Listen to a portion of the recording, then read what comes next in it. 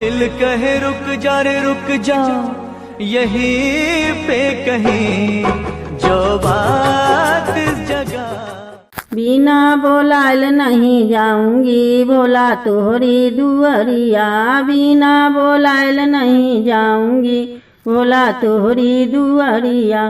पहिला बोलावा कैलाश से आया, पहिला बोलावा कैलाश से आया। मैं पैदल ही चली जाऊंगी भोला तोहरी दुआरिया, मैं पैदल ही चली जाऊंगी भोला तोहरी दुआरिया।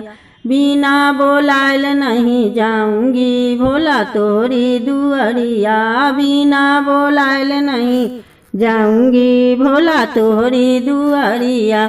दूजा बोलावा अमरनाथ से आया, दूजा बोलावा अमरनाथ से आया।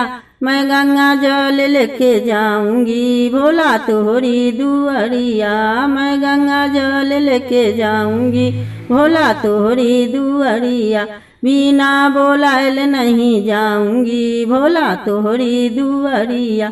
तीजा बोलावा बैना धम से आया, तीजा बोलावा बैना धम से आया।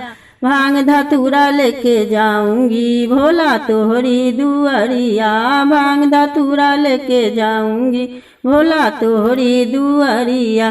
चौथा बोलावा हरिहरनाथ से आया, चौथा बोलावा हरिहरनाथ से आया।